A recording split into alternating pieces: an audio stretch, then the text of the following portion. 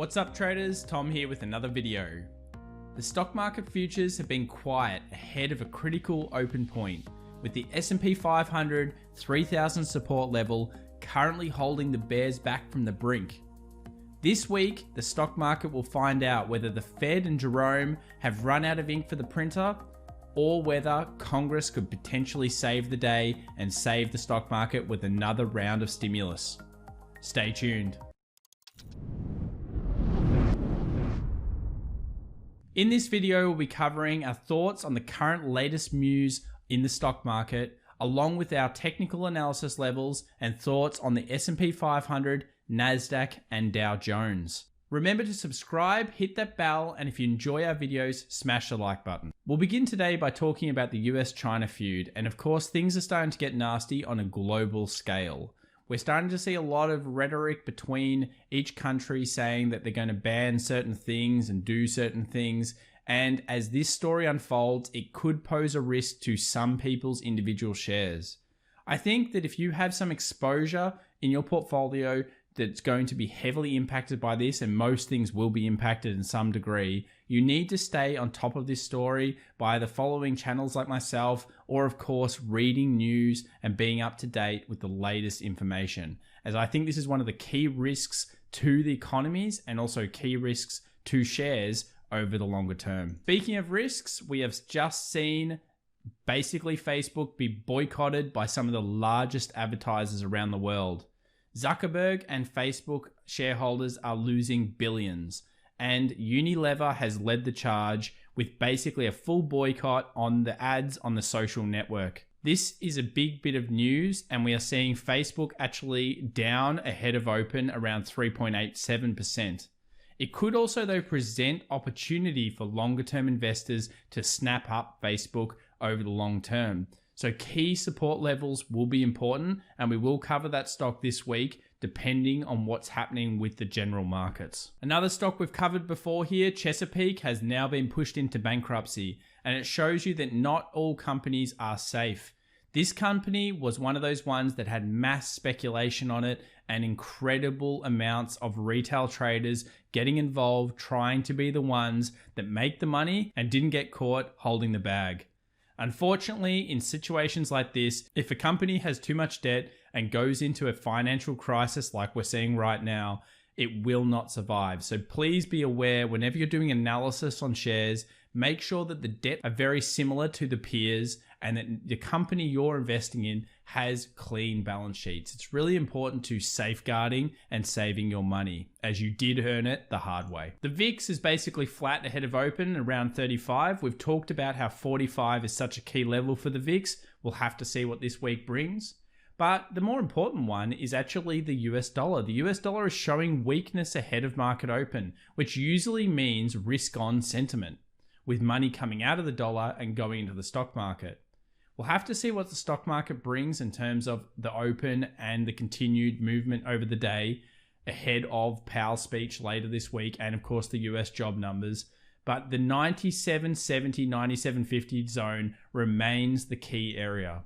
We would need to see a confirmation close above this zone to be really convinced that dollar strength is back on. And the reason why it has to be a confirmation on the daily and a close is because then it's locked in time, a very key and important thing in technical analysis. We need the thing to be locked in time so that we can go back over it at any point in time and say, it closed above. It shows the commitment of the buyers or the people in that instrument for the momentum to continue forward. So we mentioned Congress at the start, and we're talking about stimulus plans. And in this case, they've got 3 stimulus plans. But the thing is that no one can quite agree on which stimulus plan is best. So one of the ideas is, of course, more checks going out. The other idea is an extension of boosted unemployment payments, which is also under consideration. And the final one is that the Republicans are pushing for a back-to-work bonus up to US $1,200. So it's clear there is going to be some form of further stimulus coming into the markets. But the question is how and what is it going to be? You need to be aware of this because obviously the Federal Reserve and Congress are working towards trying to alleviate this problem and trying to alleviate the damage that's been done by this current crisis. And they will work effectively to help the stock market, because one of the side products of doing this and printing this kind of money and sending this money out into the economy is increased asset prices. We've seen that before, and it may happen again. What have the Federal Reserve been doing? Well, they've actually been lowering their balance sheet recently, with a peak of around $7.168 trillion, and now it's sitting at about $7.082 trillion. But they've actually revealed what their individual bond purchases have been, and they include companies like AT&T, United Health, Walmart. We've even seen Warren Buffett joining the Fed's portfolio in terms of purchases. So the Fed bought around $428 million of individual company bonds through mid-June. And they're making those investments in, of course, household names and large companies. And it does make sense that they're doing that. They're also adding billions of dollars into 16 corporate bond exchange traded funds, including a newly added 6th high yield fund. Now, whenever we hear high yield, we know that means riskier. So the Fed are really have no holds barred. They're buying everything and anything, and they are getting that printer running as much as they can. But they've been pulling back and showing some restraint over the last couple of weeks. If you ever want to know where you can get some more information about what the Federal Reserve plans on doing, consider checking out newyorkfed.org and going to their Treasury Securities operational details. You'll be able to see here a bit of an idea about what they're doing, their current schedule, their planned purchases, and you can see whether they're tapering it up or down, and that is really important as an investor. We can see here that the Fed basically plans to purchase around $80 billion over the monthly period from 6/12/20 to 7/13/20. And this is their current schedule and current plan. So it's a good place of getting the information and making sure you're aware of what's going on. Speaking of important news, we do have the Fed Chair Powell testifying at 2:30 a.m. for me anyway, this Wednesday, and that's July 1st in Australia. Basically, this is going to be a key bit of news. We have seen the market actually react negatively to when Fed Chair Powell has been testifying and talking about things, but more the statements from the Fed have been positively received by the market. So let's see what happens this week. It's going to be key. It's going to be probably volatile, and it could be exciting for traders and investors depending on which side you're on. Gold continues its strength. Just quickly, it is pushed up. We now have a bullish hammer in terms of the direction coming off the role reversal. On this channel, we were talking about that 1750 being a great pickup zone. It certainly was, and continued strength could happen for gold all the way up to around 1790, where we do expect previous resistance to act as resistance again. The Dow is ahead up in futures. We're up about 0.76%, coming off that nice support base of just under 25,000. We talked about this level. We've basically said that this is going to be a key buying zone for many of the market bulls. The NASDAQ has hit the 20 moving average. We are sitting on it. We're barely up on the NASDAQ, importantly. So the Dow is actually up ahead of market. The NASDAQ, probably because Facebook's such a huge part of it, is actually completely flat in terms of the Friday close. So we're seeing a little bit of weakness really on the NASDAQ compared to the other ones, and that's because of that advertising news coming out. We've mentioned here before that it's all about this 20 moving average right now holding up the NASDAQ. So can it do it today? We are at critical points for the market. Very important for us to watch this level and of course pay attention to any breaks or closes below this zone. I pretty much maintain that if the market can't get under this level here, where it will also hit the 50 moving average at the same time, around that 9,550, 9,500, we're not really seeing a change of trend. We have MACD divergence, if you put it on the chart, between these two peaks, and we want to see the market really weaken and make a new trough. We talk all the time about change of trend from a price action based standpoint, and we need to see the NASDAQ under this level before we really are going to see a huge amount of bearish pressure all the way back down to 9,800 support. So there could be a lot of selling pressure come in if it gets under and closes under this level, providing opportunity for people that like to buy the dip. The Australian US dollar is another one I watch. It has been mimicking a lot of what the S&P 500 has been doing. You'll notice I have a little alert here at 68 cents. Make sure you set your alerts. It's a big thing that I like to do as a trader.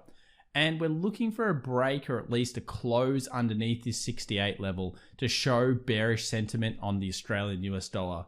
Usually around that period of time, you would generally see weakness in the S&P 500, and I'd expect it to be kind of correlated to the 2950 zone on the S&P 500. So Aussie dollar is another one to watch and just to have an eye on, because you always want to see these cross correlations as much as you can as a trader and an investor. Speaking of being an investor, I think it's important to understand that we are entering a period that we have never entered before. We are going to now see these tech companies, and they are so powerful, we will see Europe regulate them. Remember, Europe has been a bit of a trendsetter in terms of when it has regulated companies or industries, often other countries have begun regulating them. And we need to remember big tech is all the way through the world. They earn a huge amount of money from all different areas. In fact, look at this revenue by region we have here.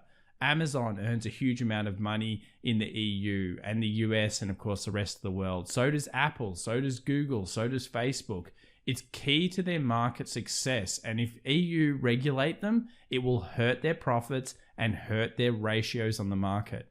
It's one of my key concerns, and while I'm a massive fan of technology companies, and of course I like to own them, and that's something that we like in portfolios, it is something I'm always worried about from a risk perspective. It's why I like to be in other industries as well, because I'm a little bit concerned about this over the longer term. Speaking of longer term, we have a huge amount of government stimulus coming into building things. They always do this. Every government always builds stuff. And buying infrastructure stocks and things that benefit from builds is going to be really important. So things like this article here that's just from a few years ago, they were talking about AECOM, Caterpillar, and Nucor as all being key stocks that would benefit from infrastructure builds.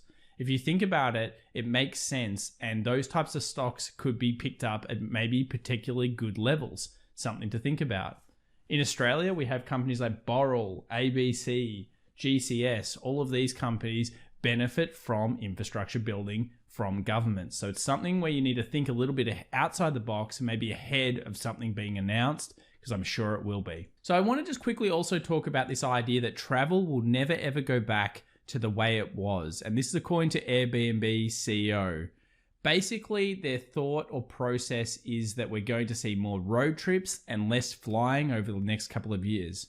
You could potentially take advantage of that, because I think it's probably pretty true. People will still fly, obviously, but things don't go back to their peaks as fast as many people think. In fact, if you look at countries like Japan, when they had that crisis and they had all those problems with the nuclear thing going on, it took a long time for them to hit a new peak. So it's something I like to think about, and sometimes you want to invest in what is common sense. One of the best investors I ever knew, he basically always said, invest in common sense, invest in the basic concepts, and you'll be surprised how well it works. Sometimes simple is best. So keep it simple, stupid is definitely a good concept to think about. If you enjoyed this video, make sure to subscribe, hit that bell, and of course, like and comment down below with any thoughts you have on the economy right now. Thanks everybody. Happy trading and investing. We'll see you in the next video. Bye.